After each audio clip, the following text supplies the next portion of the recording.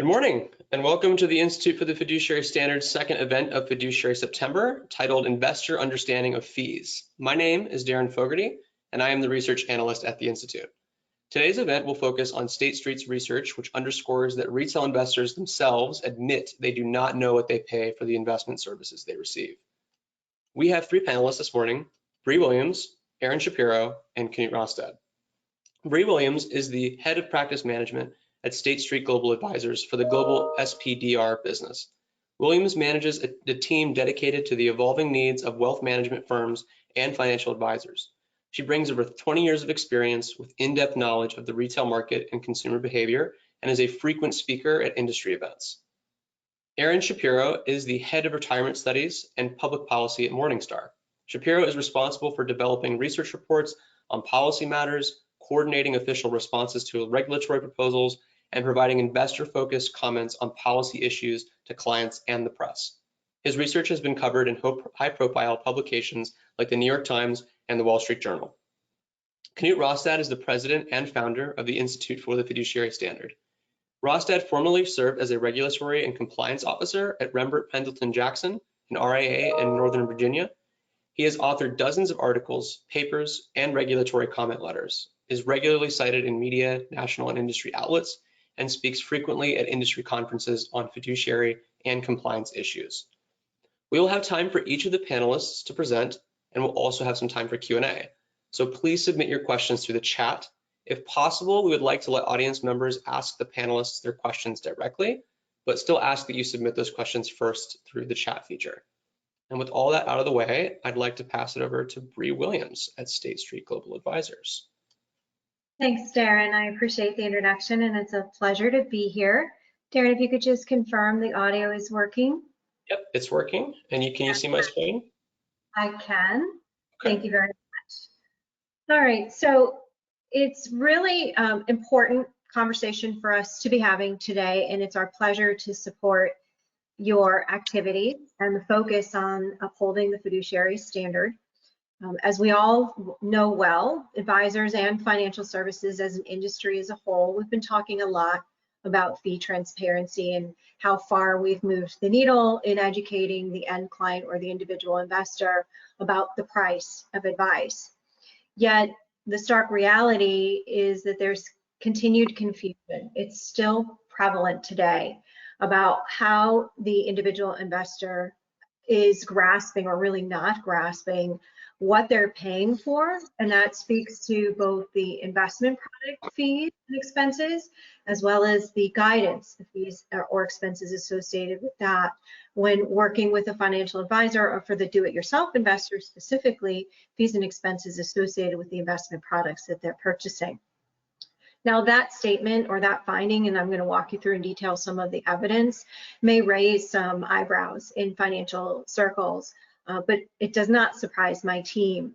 And to give you context behind the data that we have to take a look at, let me just give you a brief overview of the methodology so you have what you need background-wise, and there's in the appendix a full methodology slide that will be made available to you as well. So this was a survey that we had done online among a nationally representative sample of individual investors, adults to be specific, and we collected the data this past June 18th through the 20th of this year.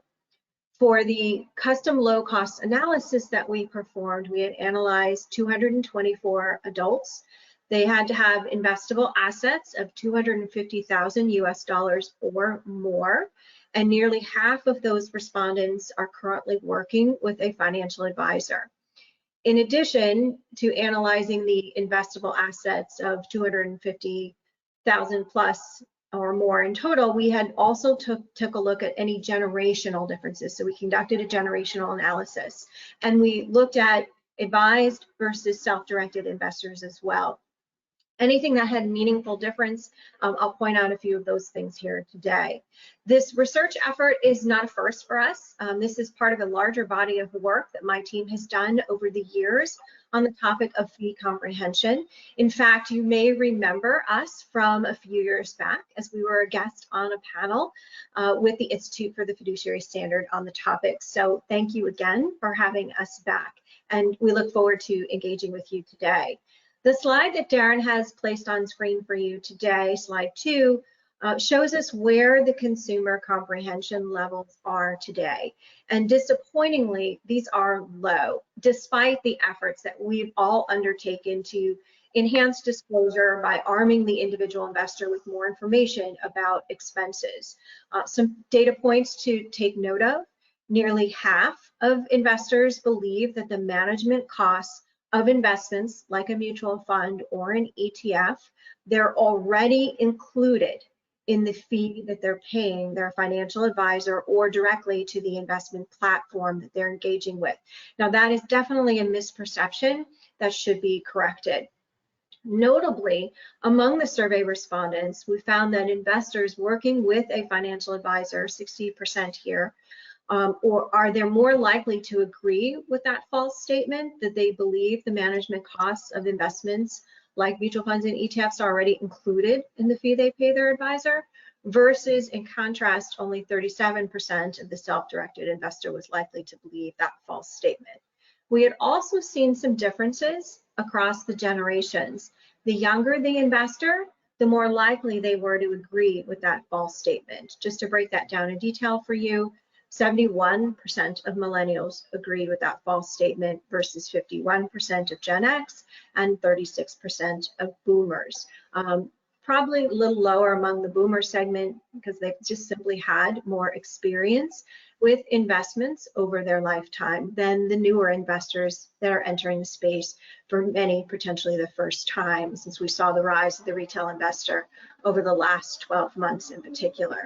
Now, there's certainly no lack of financial information available on the internet nowadays, but many investors still express the sentiment that they find managing their investments a daunting proposition, and few feel that they are actually prepared as a financial decision maker, as financial decisions to help manage not only their portfolio but their broader picture, their financial life, becomes more complex.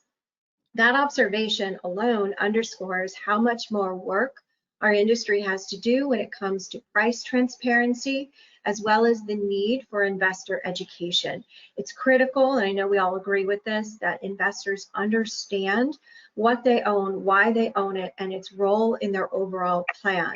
And they should be thinking about costs, because that's an important component, but they should be thinking about those costs with the long view in mind, the total picture or the total cost of ownership. Moving forward to slide 3, here we focus in on the financial lexicon and today's race to zero environment. An unintended consequence of increasing fee compression across the ETF industry in particular is showing us that individual investors, they're comparing costs by focusing exclusively on a single data point, the expense ratio. And that can inadvertently deprioritize other key factors like risk and volatility, tax efficiency, as well as impact on their portfolio diversification. So from our survey, we saw an overwhelming majority of individual investors indicate that they were at least aware of what an expense ratio is. 87% said, I do know what expense ratios are, I've heard of that before, as well as what basis points are. A similar number, 83%, saying I have some awareness of that. But less than 1/3 of the total survey respondents said they understood each of those terms completely. So with a greater understanding, especially in the how much of an impact can fees have on my portfolio, investors are going to be able to grow their confidence as well as their competence when evaluating potential investments. The investment product with the lowest expense ratio does not always have the lowest cost of total ownership. And of course, when things are free, that's typically not without cost either. So thorough due diligence remains as important as ever when we think about the investments we buy, sell, and hold over our financial life, particularly important for comprehension purposes. If we look ahead to slide 4, we can also find that there's a limited understanding of just how low low cost actually is when it comes to fund expenses. So among our survey respondents who think they understand what an expense ratio and or basis points are, the average expense ratio that they consider to be no longer low cost is 0.61%. Meanwhile, the asset-weighted average expense ratio of a U.S. open-end mutual fund is 0.51%. And looking at the ETFs, the average asset-weighted ETF cost is just 0.20%. So from the seat I sit in, which is an ETF provider, our perspective, low cost is generally considered funds with an expense ratio of 0.10% or less. And that's 6 times lower than the threshold of investors in this survey. So what do we take away from that point? That reinforces that how an individual investor perceives the price is just as important as the actual price itself. So when we think about the intense competition of pricing that pervades many industries, financial services included, that makes consumer perception more important than ever. Let's put that in context by looking at slide 5. We had asked our survey respondents to identify the factors that have the strongest influence on perception. And what we learned is that the actual price point of the fund, it didn't rise to the top of their list. Rather, what they were prioritizing were quality of the stocks of the fund, performance compared to peers, performance compared to benchmarks. Those were prioritized over management costs of the fund. Management cost of the fund ranked in the top 3 most important factors for only about a third of the individual investors. Now, the individual does need a good sense of how investment expenses compare, but they also have to consider those other factors that are necessary when evaluating products like a mutual fund and ETFs. They need to be looking at not just the expense, but things like risk and volatility, tax efficiency, as well as the impact on the diversification of the portfolio. That overall will better inform total price value. So closing remark on slide 6, when we look at where we are today, despite the efforts that we've all made in good faith as an industry to enhance disclosures, it's really disappointing that things remain murky. We've adopted measures as an industry. Those were intentionally designed to significantly enhance disclosure, yet we see little change among the end client in fee comprehension. There's room, of course, for us to substantially improve comprehension among the individual investor, especially when you think about impact of fees on their investment returns. What that says to us is disclosure, yes, is important. Clarity of the disclosure and accessibility, yes, you need that, but disclosure on its own is proving to be insufficient. We still have a burden on the individual investor. They're working to understand on their own, where do those fees apply and how will they be charged? So we're coming up short still in helping them understand expenses. And more importantly, for those that are looking to work with a fiduciary financial advisor, we're also coming up short in demonstrating the real value of working with that trusted provider, and also the real value in investing in themselves. When we have that disconnect, we're eroding the trust equation. Tougher industry regulations and the calls that we have for increased transparency, that definitely has helped raise confidence among investors in our industry, but there's simply more work for us to do together. And much of this, we believe, will fall to the financial advisor to accomplish when working with the end client. So advisors do face a challenge here, but in kind, it's also a tremendous opportunity.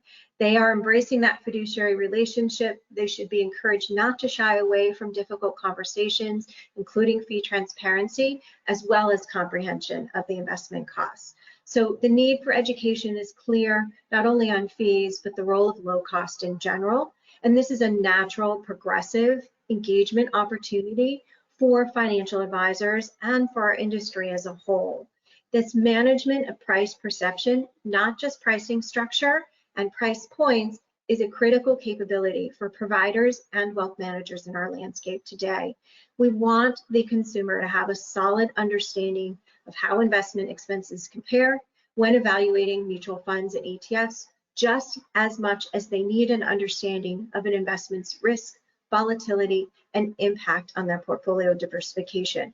Without that knowledge, the individual investor will not have as strong of confidence as they need to. They need to have confidence that they're not overpaying for returns in the largest part of their portfolio, because we all know in the pursuit of better investment outcomes, every little basis points counts. Aron, would love to hear what you have on the topic. All right, thanks so much, and hope everyone can hear me. A little internet glitch starting, but so I'm just gonna wait for the slides to appear, and I'll get started. Okay, let's, yep. All right, disclosures, so we'll move on here. So, you know, whenever I talk about this, I'm in this position where I wanna be clear that I think investors, you know, as Brie's gotten into, do not really understand what they're paying for, what services they're getting for what they're paying for. But investors are certainly increasingly cognizant that fees erode their returns, and they are looking for low-cost investment strategies. And it's, you know, it's unquestionably a better time. You know, if you just sort of took an investor at random, it's a better time to an investor today than it was, you know, 10 years ago. We just see this in the data. But I think there are still a lot of challenges. And, you know, particularly the sort of rise of what we call semi-bundled share classes really kind of compounds this problem. And I'll get into those definitions in just a few seconds. And I want to, you know, sort of walk through where we're at and then talk a little bit about how the policy response, I think, so far has been lacking. So let's go to the next slide here. So I'm just going to do this real quickly because I think you've already gotten a lot of the story. But, you know, look, fund fees are falling. This is not simply a question of investors shifting to passive. This is true across active and passive strategies. Undoubtedly, the rise of passive has put a lot of pressure on active strategies as well. But there's just no question. Fund fees have been coming down for decades. Next slide. And, you know, this just illustrates this again. You know, active funds have been even more likely than passive to cut their fees in response to investor pressure. Next slide, please. And then, you know, when you start to really zero in here, this is flows over the last 20 plus years from our annual report. Again, you're seeing investors just pouring money into the cheapest quintile funds. The remaining 80% of funds have been, you know, pretty steady outflow for quite some time. So again, you know, investors are responding to these fees as you would expect. And then we zoom in even more, and it's the cheapest of the cheap. I mean, so we're just zooming in on that you know, on that 20%. It's those, you know, top 5% of cheapest funds that are seeing the most flows. Next slide, please. And, you know, we'll talk a little bit just about expense ratios, you know, here as well. We're seeing across the board, you know, fees come down. They've come down the most, again, for those sort of cheapest funds. And I think, you know, there's a story there around having the scale to be able to do that. And that's, you know, this also kind of comes back to why the asset weighted expense ratios are quite a bit lower than the straight averages. Next slide. And, you know, this is just another way of looking at this. Again, we just slice this from every possible angle to see, you know, where investors are pouring their money, to what extent they're responsive to fees, and it's, you know, it's across all kinds of assets. Next slide, please. So that's the good news. Now I'm going to sort of pivot to what I think of as maybe the murkier news, the more confusing news, or at least the news about how investors are confused. And to do that, I just need to unwind a data point that I helped develop with the Morningstar team a couple of years ago that we call the service fee arrangement. And we think that there are basically three kinds of service fee arrangements. Something we call bundled, where, you know, that sort of looks like a traditional A share or a C share. So you've got your management fee, you've got your fund operating expense, and then a bunch of things that are paid to the asset manager and then are paid back to a third party with whom the end investor is doing business, right? So that could be sub-transfer agency fees, other kinds of revenue sharing, and then for these fully bundled, we think about front-end loads, distribution fees, that kind of thing. Now we move from bundled to semi-bundled, and I will say we've had this data point up for almost 4 years, and we still can't think of a better name for it. This is what we've settled on. I know that sounds like something you might do in the fall, go from bundled to semi-bundled with the weather, but that's what we've come up with here.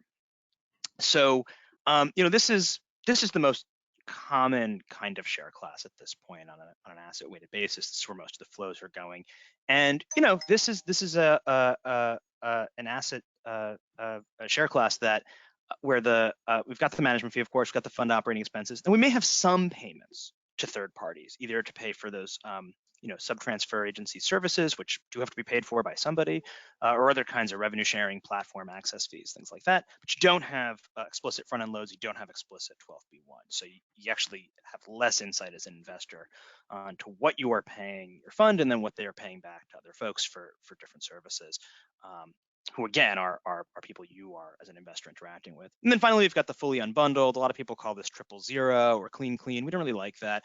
We don't really like the idea of calling things clean or dirty. We think every possible permutation of share classes simply represents a sincere effort on an asset manager's behalf to come up with a share class that is going to meet the needs of a distribution partner. So we try to stay away from that language. But just to sort of contextualize this, sometimes this figure resonates for people right away. Sometimes the one on the next slide resonates better. So let's go to that one. And this just shows where all that money is flowing. And again, we're really focused on to what extent do you have stuff on that bottom leg of the triangle, and do investors understand what they're paying, how that money is going around, what conflicts it might create, and ultimately who is delivering services that they as an investor need in an embedded fee structure. So this sometimes helps people kind of grasp that chart. Same information. Let's go to the next slide. So, what we've seen is those fully bundled, those traditional A and C shares, and I don't think this will surprise, anybody who's been, following industry here. They tend to be more expensive. They tend to be an outflow, right? We've seen a lot of, particularly since the 2016 fiduciary package was vacated by the Fifth Circuit Court of Appeals. We've seen pretty strong inflows into these semi-bundled share classes. And so that's something where we would like to see more disclosure, and where we're interested in do investors understand, again, what they are getting for what they pay for. Next slide, please. And this is another way of looking at this. This is just where the money is held. There's a bit of a survivorship bias issue here that I think it may tend to understate the rise of semi-bundled, because I can't make a case to go back and look at prospectuses. We've only had this data point since 2018. I can't make a case to spend a lot of time looking at prospectuses for the previous years, but I think this is still fairly illustrative of what's going on, where the money is being held. So that kind of brings me to my conclusion as to where we are and where we're going. This is a preview from a paper that we'll put out in October, but we evaluated these new customer relationship summaries from the SEC, and a priori our view on this, when we read the rule, we have a comment letter that says this. We thought, this isn't very clear on what fees you're going to pay. This is the most important touch point document now, and we thought it was just inviting. So it's not clear on what you're going to pay for advice if you're working with with an RIA, what you're going to pay in fees and commissions, how these things interact, what the asset weighted management fee is going to be on your underlying investments. We also thought it was just kind of an invitation for everybody who has to fill these out to simply restate the rule, and that's pretty much what we've seen. We haven't seen a lot of CRS disclosures that go really beyond the standard. We've seen a few that we think are sort of particularly good at obscuring what's going on. We've seen a few that might really empower investors the way that the SEC originally envisioned, but we haven't seen a lot that get at this. Where is the conflict? What's going on that bottom leg of the triangle, and what are you paying for to whom, and what should you expect to get back for it? So we've got some recommendations there, to the commission. But that's kind of the punchline to all of this. Maybe another way of thinking about it is The share class with, particularly outside of retirement accounts, the share class with most of the flows where investors are holding a lot of their assets, where individual investors are holding a lot of their assets, they've gotten cheaper. That's great. But there's more opacity there than there used to be. And we think this is a solvable problem and one we'd like to see solved. And with that, I'm going to turn it over to Knut to take us through his presentation. Thank you, Aaron. Thank you, Brie, for your excellent presentations.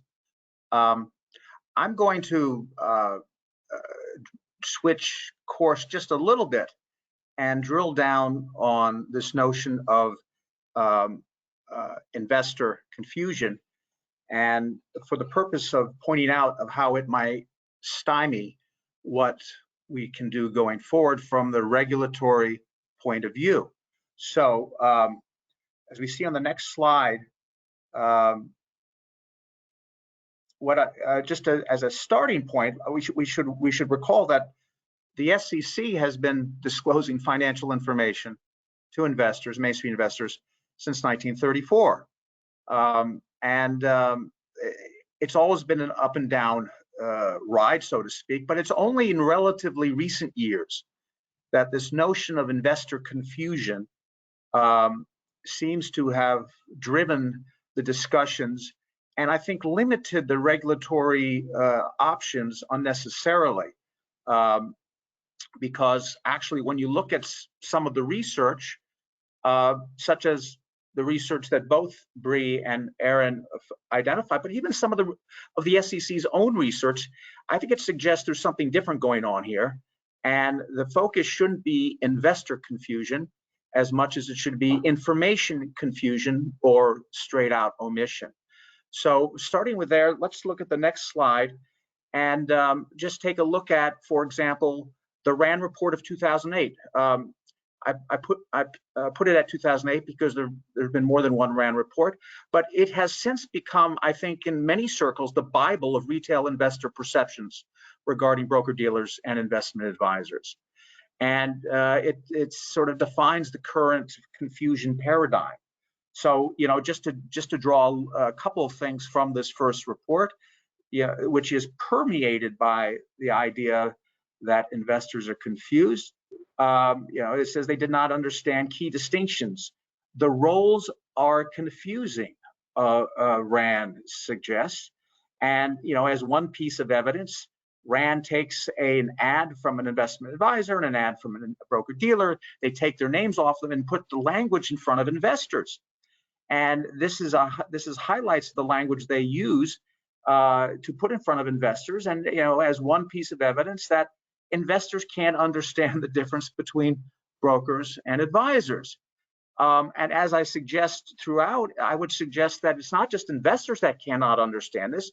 I would submit that many investment professionals couldn't understand which one is an investment advisor and which one is a broker-dealer. So when we move along to the next slide, for example, then Rand puts out some fact sheets, and Rand points out that investors have a problem with the different titles being used, and this causes confusion. They also point out that investors didn't understand that fiduciary was a higher standard than suitability. But again, here's the type of example used to come to the conclusion of that investors are confused. And I think implicit in this, which is not said explicitly, at least not in public, but implicit is that in this, to talk about investor confusion is to say that investors are the problem. Investors are at fault. And I think, again, it's not said explicitly, but that is implicitly it, and that becomes the problem for thinking about how we go forward. And in the next slide, for example, let's fast forward 10 years, and here we are 10 years later, and Rand takes a look at the proposed CRS, which Aaron mentioned, by the SEC. What does Rand report? Well, again, it's participants demonstrated significant misunderstandings, and that participants did not appear to have synthesized the information to be able to apply it to their own situation. And they never fully grasped the different account types. And again, it's the investor's fault. And again, we see this even more so in a sense when it comes to fees. Rand looks at CRS and says that investors were overwhelmed by the fee section in CRS, and they called for more specific details on fees. There's a good sign right there. And they quote one investor in particular who said, gosh, if you're price comparing, you're going to be looking at the specific price you are paying. Well, there's a thought. And I wish this thought were more prevalent from CRS, but unfortunately it's not. As we go ahead, and an independent research communications firm, Kleiman Communications, also looks at the CRS form, and they get down into the trenches. And guess what? They try out different language and different terms. And guess what they find is that some words are better understood than others. For example, investors better understand commission as opposed to transaction-based. They better understand the word sales as opposed to brokerage. And that in addition to that, certain ideas are better understood than others, such as highest legal standing in relationships of trust, are ideas that are understood, but unfortunately, the SEC does not use these terms. What the SEC does use is terms that are not well understood, such as big best interest and conflict consent, or getting consent from to proceed with a conflict, and mitigation. They don't have meaning for investors. But moving forward, the Institute itself will release this Wednesday at our webinar on that really drills down on CRS. And we have reviewed 29 of the large duly registered firms in terms of their CRS firms. One of the key findings we see is that the roles and purposes of the investment advisors and broker dealers are either obscured or omitted altogether on these forms. So, for example, the primary role of a broker dealer to execute trades and to distribute products for third parties is not explicitly stated.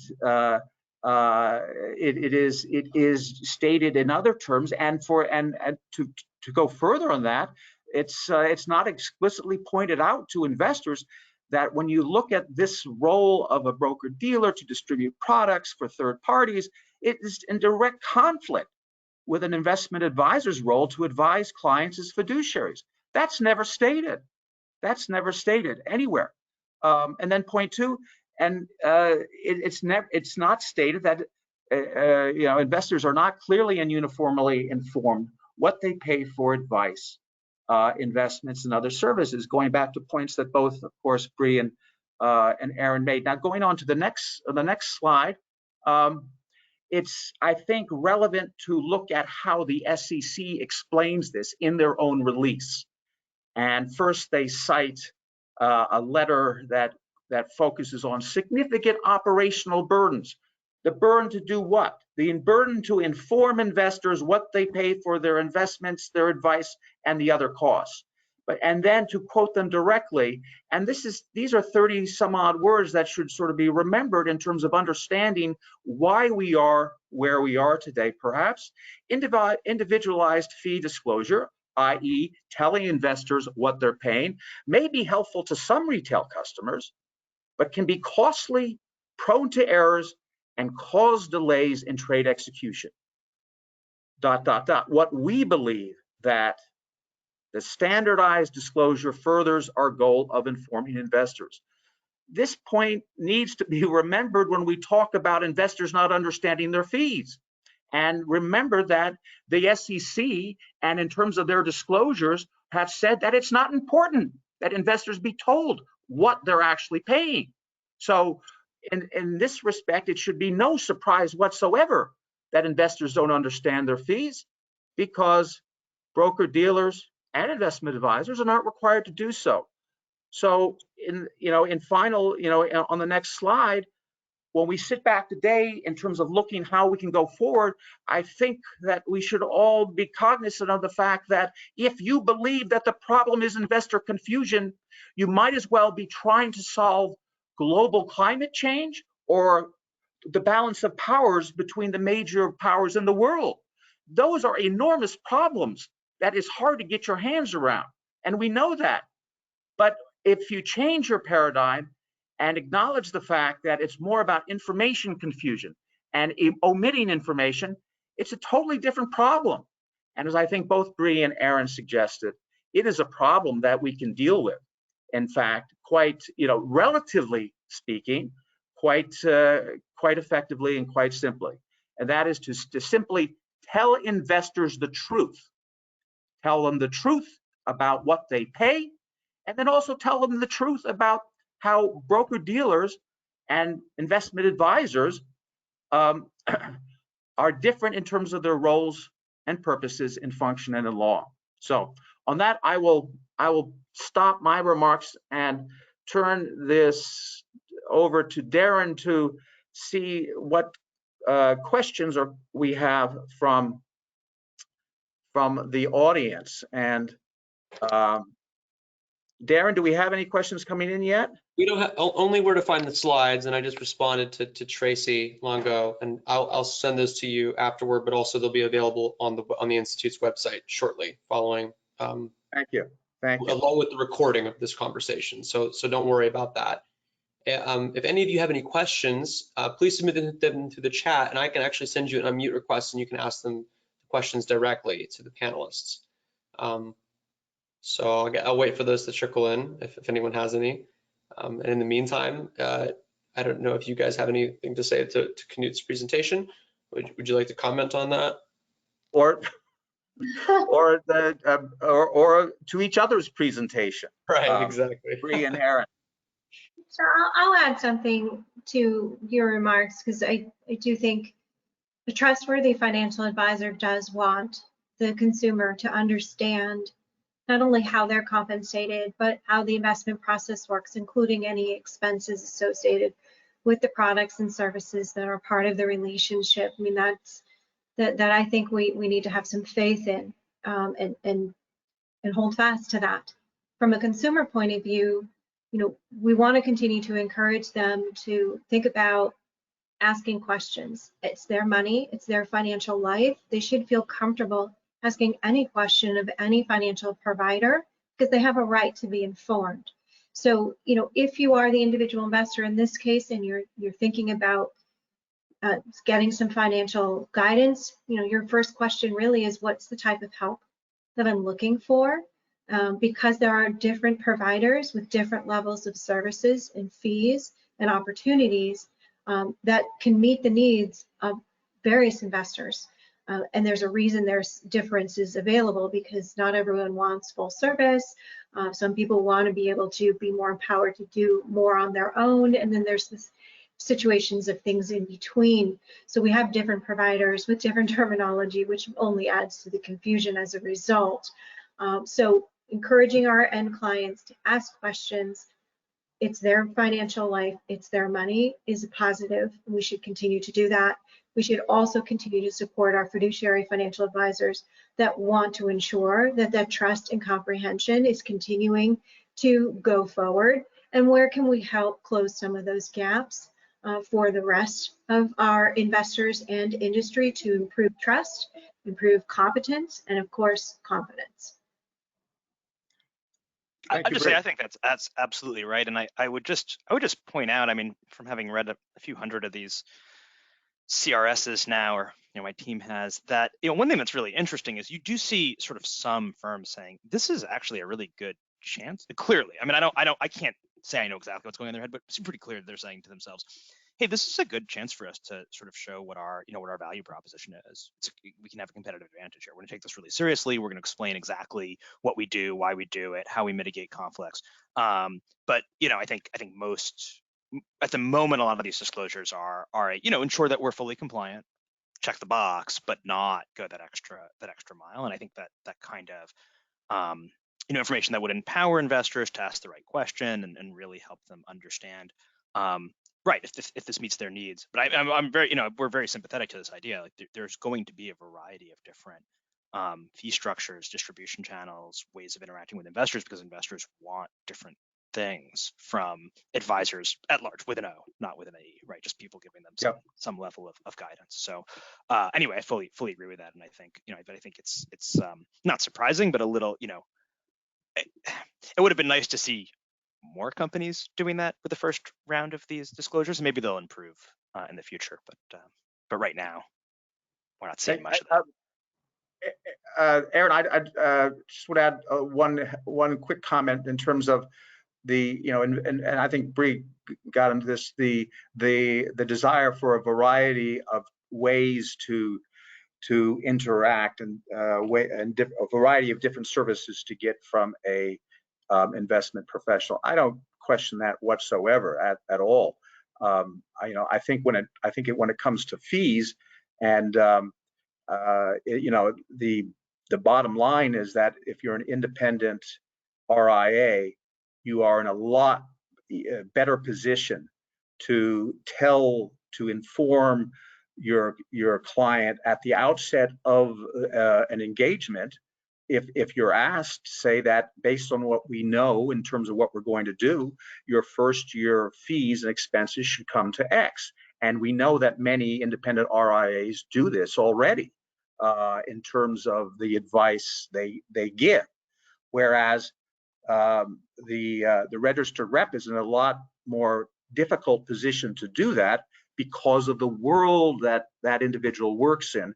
It's no, in that sense, it's no fault of the registered rep.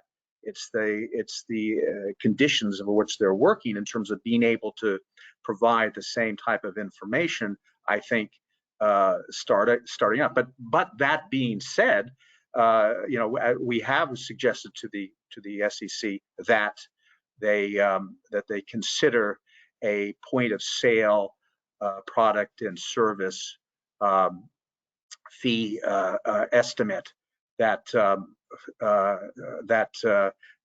as Morningstar has done in its own way to better enlighten investors on exactly what they're paying.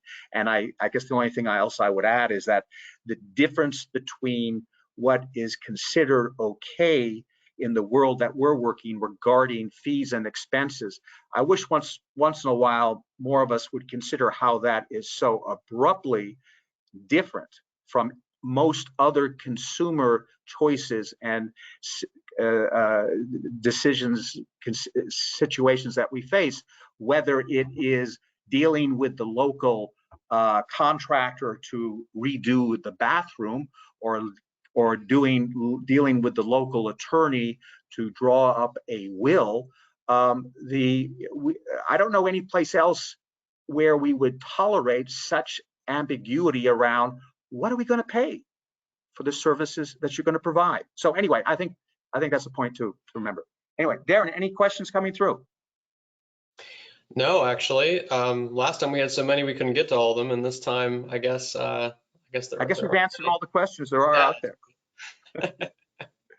Well, one suggestion I would put forward, because I do believe disclosure is important, and having the transparency and access to that information and putting it in layman's terms is going to go a long way. The other thing is using technology to help provide and put forward some visual methods of comprehension, because graphical methods can often be a more fruitful approach when you're not only communicating fees and expenses, but really looking at the bigger picture, because it's not just the cost of an investment product when you buy it. There are other expenses to consider over time. And then the other factors that are influence what product or products are the right ones for what you're seeking to achieve as an individual for your goals in your financial life. You have to be thinking about how do we successfully communicate risk communication, as well as portfolio diversification communication, and what the role is of price of those products as part of that total picture. And I think technology can be deployed to be impactful here, to supplement things like disclosure. And all of that conversation is a tremendous opportunity to ensure that an individual is hearing what you're saying and taking it in to gain the comprehension they need to understand, again, what they own, why they own it, and its role in the portfolio, and the costs associated over time with that expense. Because as we said, lowest priced product isn't necessarily the right product for every single investor. At every decision point, there are other things to consider. So you're making a good decision based off of what your financial goals are and what your needs are in terms of that decision. Aron, anything else on that? I think that sums it up well. Okay. No questions coming in. I guess we have answered all the questions there are on this topic. Wow, that's pretty impressive. So maybe that means that we, unless we've got questions for each other to carry on the conversation, we can close down this panel. Any final comments or questions, Brie or Aron? No, I would just offer, if you have questions in post, you know how to reach us. We care about the topic, it's important. We want to make sure we can provide information where we can be helpful. Thank you. Yep, absolutely. And thanks for inviting me to speak. Great to have you guys. Thank you. And thank you for those who tuned in. And our next webinar is on Wednesday. It's at 3 o'clock, and it's on our review of CRS forms. And we will do this along with a review by a plain language expert, Deborah Bosley. So a continuation of this conversation. So thank you very much. Have a good day. Thank you.